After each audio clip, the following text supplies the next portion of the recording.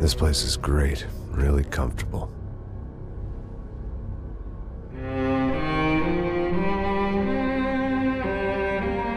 I'm just gonna get settled in. Time to move on. Get on with my life. Yes, absolutely.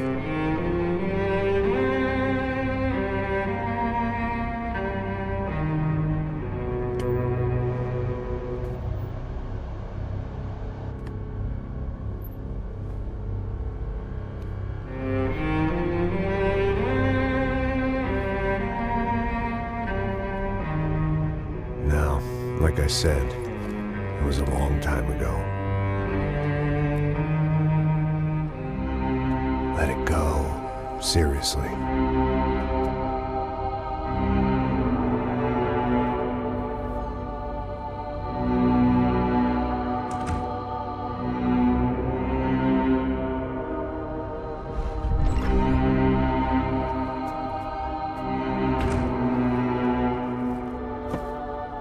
Definitely more my style than Panama, or Hoboken, I guess.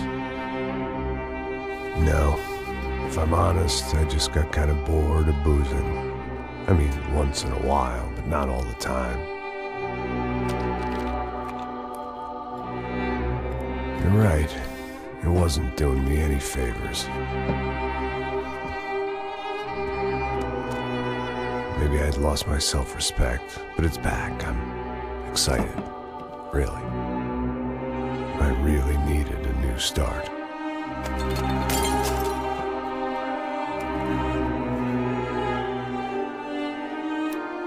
I think you're right.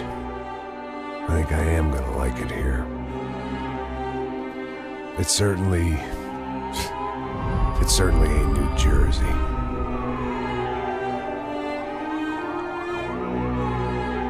It's my new life. Just like you said.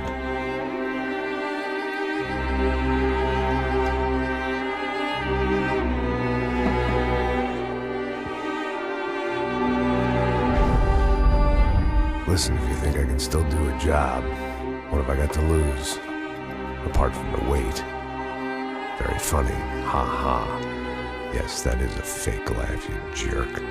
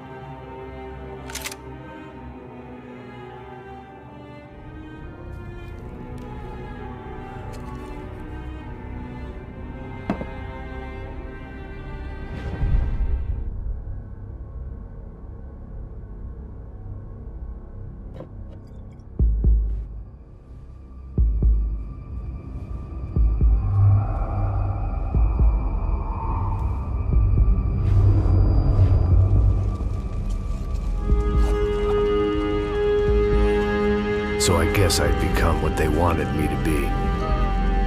A killer. Some rent-a-clown with a gun who puts holes in other bad guys. Well, that's what they had paid for, so in the end, that's what they got. Say what you want about Americans, but we understand capitalism. You buy yourself a product and you get what you pay for. And these chumps had paid for some angry gringo without the sensibilities to know right from wrong. Here I was, about to execute this poor bastard like some dime store angel of death. And I realized they were correct. I wouldn't know right from wrong if one of them was helping the poor and the other was banging my sister.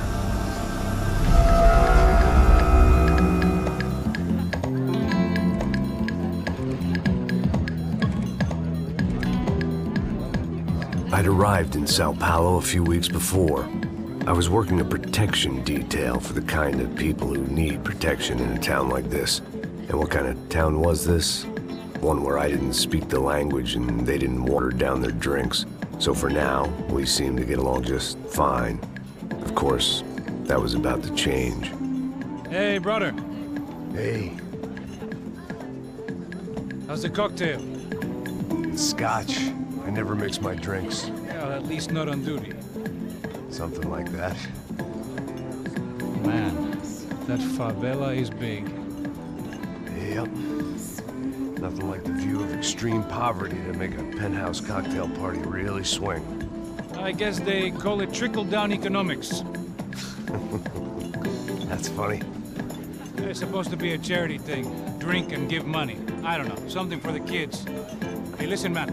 We better look lively. This place is a nightmare.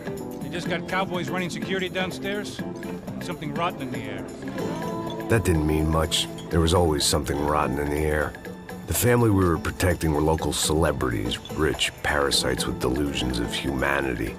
The kind of people who end up in glossy magazines or body bags, depending on how their luck runs.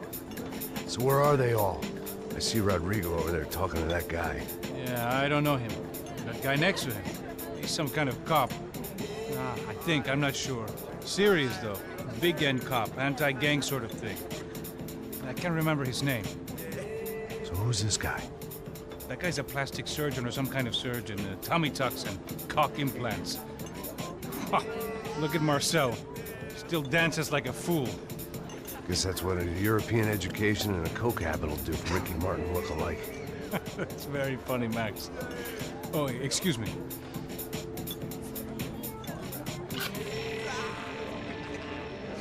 I was mostly working for Rodrigo Branco, a local businessman. Built things, did some charity, had things named after him, won awards, owned things, people. One of the trophies he had won was his wife, Fabiana. She was hot and wanted to be dangerous. Some good genes trying to fight their way out of a cesspit. She'd married well and was now at leisure to regret her good fortune. They got along as well as any rich workaholic and his younger airhead wife tend to get along. They mostly ignored each other. She spent a lot of time with his cokehead younger brother, Marcello. He was a good-time guy if your idea of a good time was an expensive suit, a bottle of champagne, and nothing between the ears. The middle brother, Victor, had just walked in. He was a local politician. Guy was smoother than an oil slick on an iceberg and about as toxic. The rest of the crowd, I didn't know, but I could imagine the types. People who know if they drink enough, they won't have to feel guilty about their good fortune.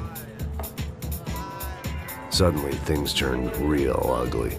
Felt like our hangovers arrived right on cue.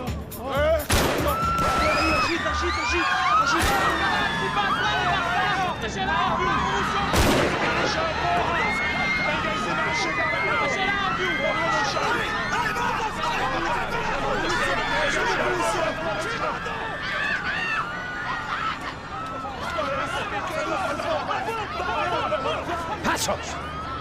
What was that? I don't know what the fuck that was. Let's go. Things had gone from fine to fucked up in about a second, and now there were two idiots at the wheel. Clear. Got this floor? Sure. Look after yourself, bro. Stay safe. It wasn't my own safety I was concerned about, trophy wife or not. I'd said I would protect the girl. I hoped I hadn't lost my edge, along with everything else. It was time to choose, a nasty fall or a bullet to the head.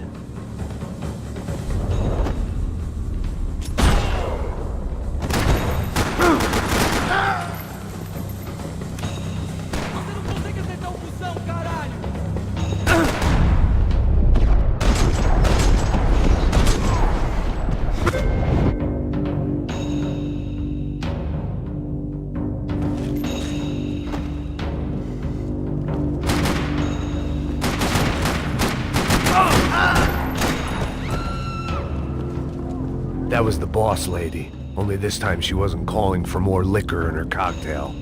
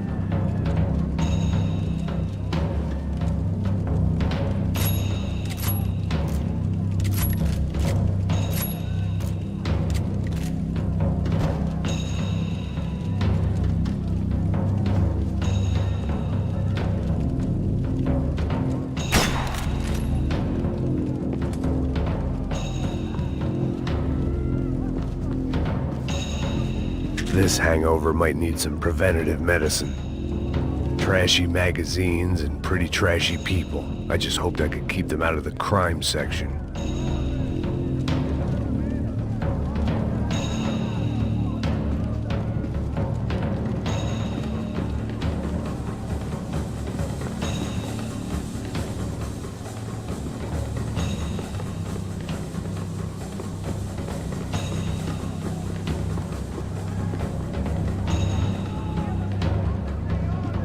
She was out on one of the balconies, and I hoped, not about to be thrown off it.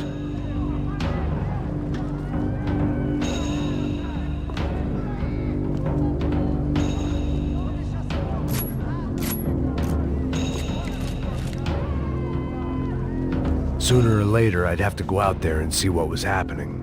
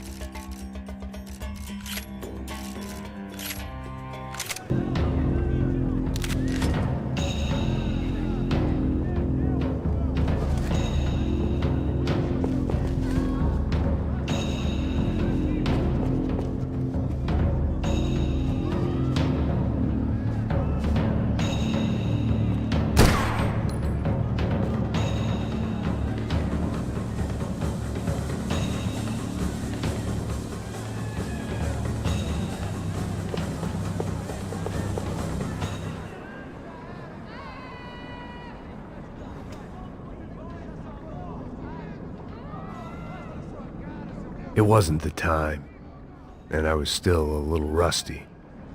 But the tune was coming together. Just as this new start of mine was about to come to a shuddering halt,